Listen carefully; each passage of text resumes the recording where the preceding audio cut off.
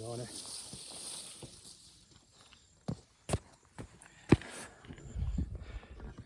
với cái gì con á cái thứ này cần chun hay gì nhá Monster Energy drink lang à bay lâu tuổi này tiếng cái họ đang làm trang lại bỏ vào bom à cái bay đó này chú cần soi khéo đều nó chán chú mà đi bỏ lọ lại về hen bỏ lọ bay lâuila tiền anh ấy natural tắc hiện in sẽ là thì khác cái ngày đàn lại cái tụ đàn này về khang lang à thì bằng chọn xuống nụ bỏ phái cho mình thì lại thấy này thì ha căn sấy lắm này đi bỏ lọ hòn là truyền rõ thì ha anh ấy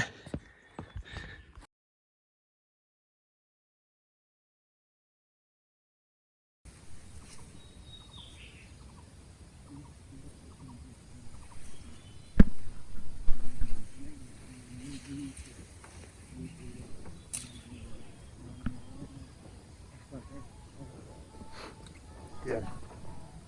Ini finger kita. Masih jarak apa? Finger. Yo. Apa nói mày về? Nào khóc này. Dạ. Agrip ra at thấu. Ở his rồi đâu. Nó lúc Cơ mà sụp phất rồi. Ê.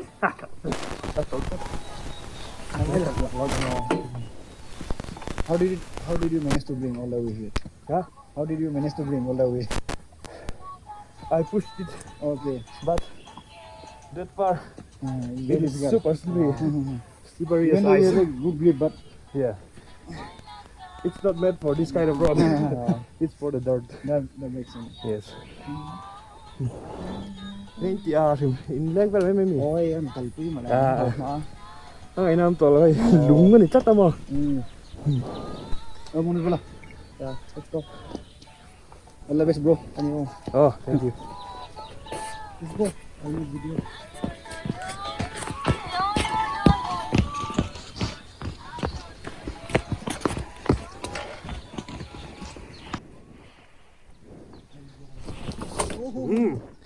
Khá chưa?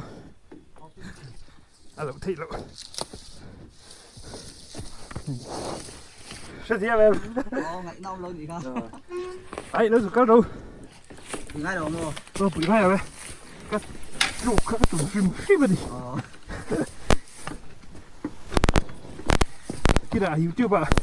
The Shy Rider. Cái này đấy mà. 2.0. What? Cái anh chỉnh ra rồi. 아니 봐. 알로 내가 간 불찬 놈하게 알로 태로 예 그렇지 rồi thì lại chữ cái hình cạnh xa lại ngay mấy thầy này lại té chứ mà thật sự there is no grip whatsoever thật sự các bài kế grip ống lầu đừng có chuyện này sẽ thu sản hơn à kế mà kể à bộ grip ống lầu rất tầm mò bằng chơn kêu kế rất là bị chuông là mò kêu bây lầu thì mãi là kêu kế lầu nan tiền quý cái những cái mấy đó nè chơn cần hiếm mà này mày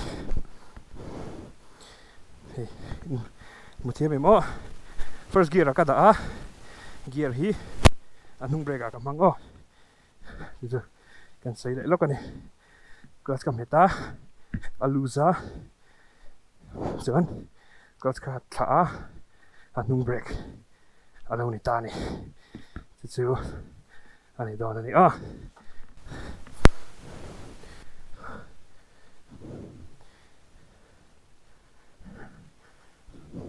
kia cal khan chi na kan biak zoi te po ha hơi cắt lu cà phê đón xe ít đón rồi ít lu kapal rồi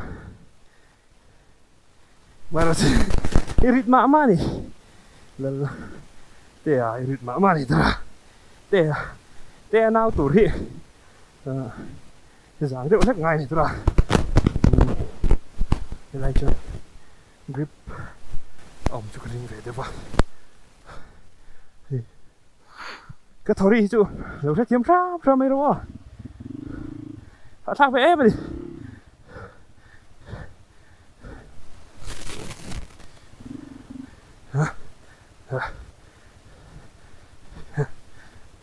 cái đốp liền liền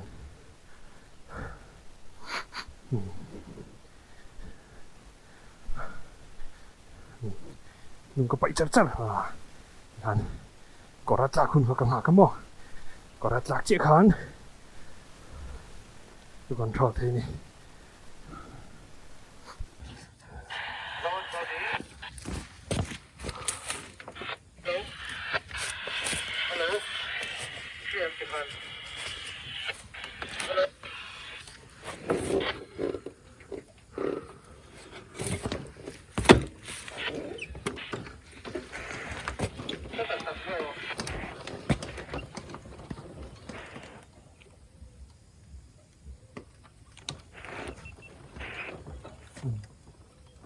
ra mình tôi không ăn không như vậy à mà thua mà rồi thì nó chụp hình tự làm thế thua lại dễ rồi thì các cái con đầu chỉ có bỏ và là bên đây sao cái sấy pan kia cái đó chúng biết đâu nè các mặt đấy à bay cái mình sẽ chụp với miệng này đi hàng đi hàng là khô là hắn mà aku lai zel hi pan hi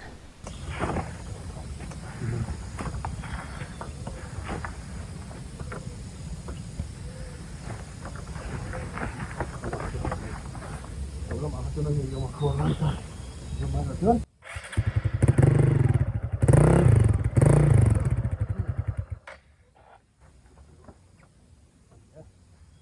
Come on, let's go. Lu thale rồi nung lắm thì lu thale đấy mày. Bác, cái con pa này khác chứ? Ta hụt phụ bác luôn mà.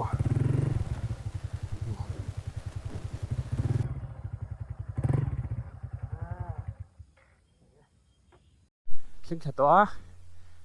Chuan, bác chứ? Cái là hụt phụ thôi nè. Cái hụt phụ lại bèr. Các bèr tòa. Ở đằng giống hay chứ? Cái hụt phụ ta rất là nè. Thế cái này. Đang chỉ mà yang lấy ông tel to mà chuan line hi chắc là mặc sang đó đi sang làm chú chẳng là tụi làm lâu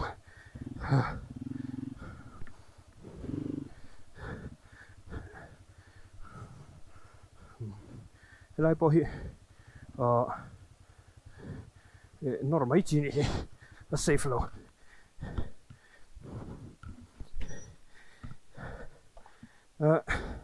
em tin là phù rõ suốt lâu xe đó chứ tiếng hết chưa cái này cái làn nó lại bao nhiêu nên cái làn sắp bóp mà rồi chú no grip anh ấy chắc tao mò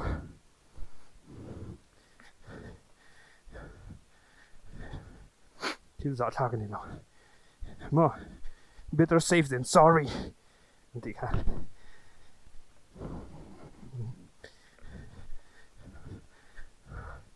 bảo cái rồi chứ as easy as 1, 2,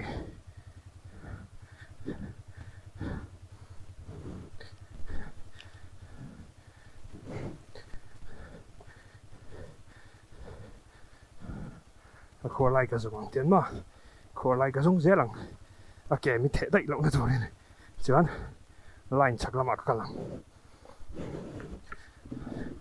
mà bọc chữ khả khả này mày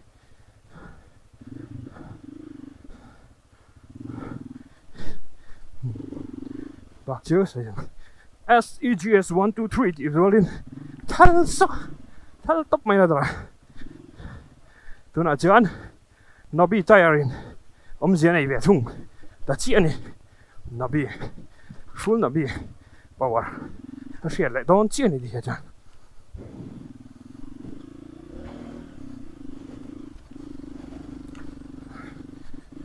motocross mod à chú anh săn mua là thiên lâu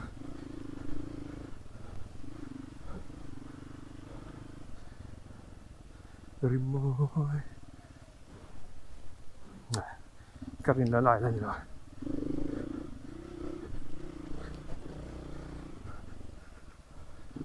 lên thì chưa có là sao lại sai hay chứ rõ tụ tụ chẳng chứ ở giveaway đó cô khu đấy đó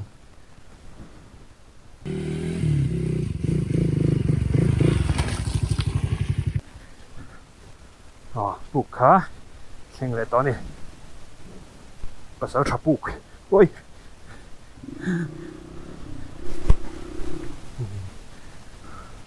nuông khắp mà vâng chưa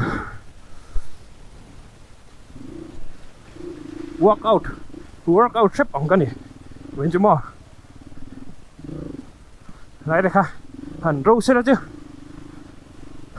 jump thấy đó này ha power offer nó pekเราตัวก็ติค่ะ power ก็ pek ตอนนั้นเปียกอย่างนี้อันนู้นเพียรเจ๊ละมั้งจะหวังจะวัน power pek ทำอะไรตัวดินปนกันดินที่ชา offer เราต้องดินที่ชามาเราทุกกันดินปนให้ใบขี้คู่ปินเตี้ยเจ็ดตัวเตี้ยดินจวนใบขาดูแล้วมาเฮยังอ่ะอาการสดๆตั้งอ่ะจวนนี่คือได้มาอย่างจู่ๆก็เสียดแล้วอันนี้กันใส่เลยแล้วกันนี่เรือรวมทุกดินเฮดินเทียมอ่ะดิ้งจุ่มเขาเทียมให้เดี๋ยวจะ break วัคซีนเราเทียน just go with the flow เทียนมั้งกระดิ้งได้นี่มันจะก็ไปกระเจ็บเบต้าอะดูแล้วมาเฮ้ยเรากันนี่อีกค่ะกันใส่แล้วนี่ออฟโรดไปอินออฟโรดดันก็เทียนงานก็ใส่เวนี่ทิปสุกตีเอ็มแล้วว่าฉันจู่โปรกันนี่พี่แล้วว่าไอ้กระดิ่งได้มาสักกระเจ็บกระดิ่งได้นี่เดี๋ยวนี่ตบไปนี่เอนจินเบรกมันตัวกระดิ่งได้ไหมนี่อีไลเนี่ยช่างชนอีปนก่อนฟีตะกินก่อนตบตัวมองจ้างกันแล้วตัว just go with the flow เดี๋ยวมาเทียมมันไปนุ่งเบรกจุกับพังเถอะbut engine brake không thêm Xuân cắt điện khan giờ mới ra cái setup tỏ thì nó mới ngắm mà làm gì cắt điện khan anh nung là mà có ổn anh nhỉ mà là mà cái pin lâu nan nung là mà weight cái transfer anh nhỉ thì thế khá xảy về đấy đó cái này rồi bù xem chụp làm chỗ xăm đấy mà hết sẽ mềm mỏng lâu chậu làm kha grip hi bồi chắc thuyền na cả bà tê lái tất cả bọn con tàn lụy khét khăm mò break cái là lâu lâu chuan don't worry nè mày traction kha ông về rếch này hey chẳng lâu ta kiên risk lâu lo càng cả nung po chừng này mà sẽ counter steering vậy là mà cả nung về do nó chừng phải handlebar hi ting zone ka koi bai ni counter steering ka pai mo lu tu ka ni hey tian just go with the flow yeah just go with the flow te mai kha ani nó soi du chu hai chim thế chứ sắm tính cái gì celebratory hui li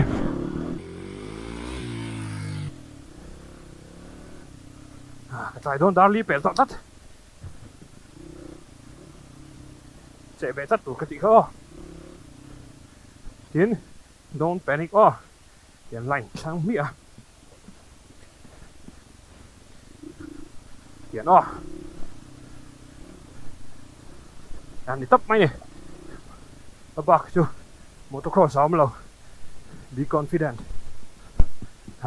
các cái hoa phải cho nó break cái thảo mấy nè engine brake cái chuyện tháo biết rồi nè là chân ba gọi là nghe chỗ bọc hay là engine brake cái chuyện tháo biết rồi cái gì chứ chọn over còn phi đầu tụi hắn nuông phải là tăng chip chứ và thiên gia ra sen hun cả này khó bằng lẽ chú ôm lâu mày cái engine này kia Ani go.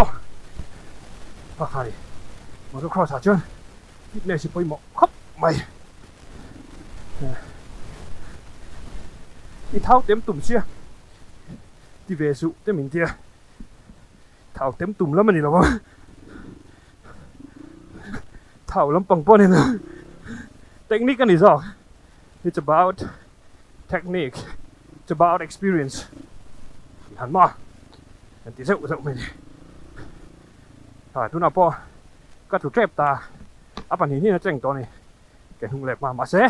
Tiang kor ka kamua. Kor lam ahan. Ka ngir ngat ani chan tu. Tahan. Min veng thei to na mo. Hei po. Chu po han. Panic braking. Nei tai lo chu. Oi. Lu sai rồi dari. Athal to pang tu han na te win. Maro chu. Off-roading a chuan. Just go with the flow cái ka. Hei, ke ma.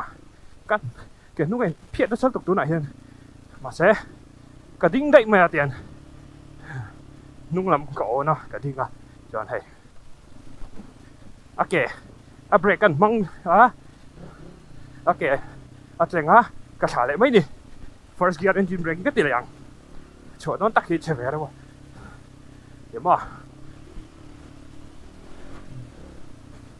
chừng lại ta đi Ani wo. Đi khai đi mày. Off-roading 101 chứ mà. Just do it.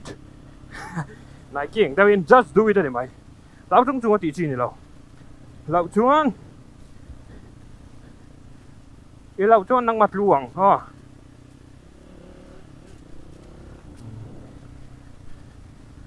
Này đi quạt đó. Lên được rồi. Khai. Anh nuông nghe mấy đâm mà nó phát nôm về trang cả lon chim po cả lon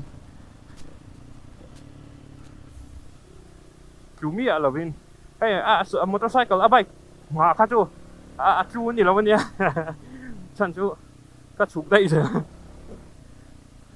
chú mi là vin hay chú làm mà po chú mi là vin chú nam mi là vin các thiềm vàng một in tiang ấy anh hiểu là vấn đề các cái main phát hiện hay là cái in là na bị đóng point vector vàng cái ringประเทศแห่น่ะมินแวงหิมตูรินก็ดีละประเทศเวียนหิมนั่นเจ้าวันนี้เขาก็เทียมวางเต้ก็บนวางเต้เหมือนเราเตียงอันนี้ละวันนี้ประเทศมินเวียนหิมวางเลี้ยววันนี้ติค่ะกันสวยเลยรู้นี่อีสัวที่ประเทศเฮียนมินกัลสันไงเราอามาจงตูเต้อามาโมตูเต้โมอามาเนี่ยนะกูนเต้ฮีเองติไล่มาอินกัลสันไงเราพิบฮูเร่ฮาบากที่เจอHằng mà off-roading là tỷ vel khá ống tọ lầu bốc á thì hà nên tôi trong video cho đủ tóc tắm mấy là thì cho anh kia tụi rong in the vai in lòm thu in the vai cho còn lòm thu cái tôi các channel em lâu chia sẻ thế là video mình like subscribe các bạn cho like thì bôi mọ tệ mày nha like thì nên chụpไปแล้วนี่บนเรา like 3ตัวนี้các bạn choนี่thì cho anh ini cho nát thế in còn là để phát hiện những tấm nó để sẽ nó thế lại mau sống cho vụ trước là tin dư lại ta nhìn nhìn na nọ tin na mò in đủ ông tắc na school thế cái phát tiếng anh in cầu thế nó lại in dư thế nó rồi nọ tin na về chơi sẽ là kita cái đủ sắc là chơi anh đấy này thì tôi thấy rằng in giờ vai mong thà bài bài vét qua đây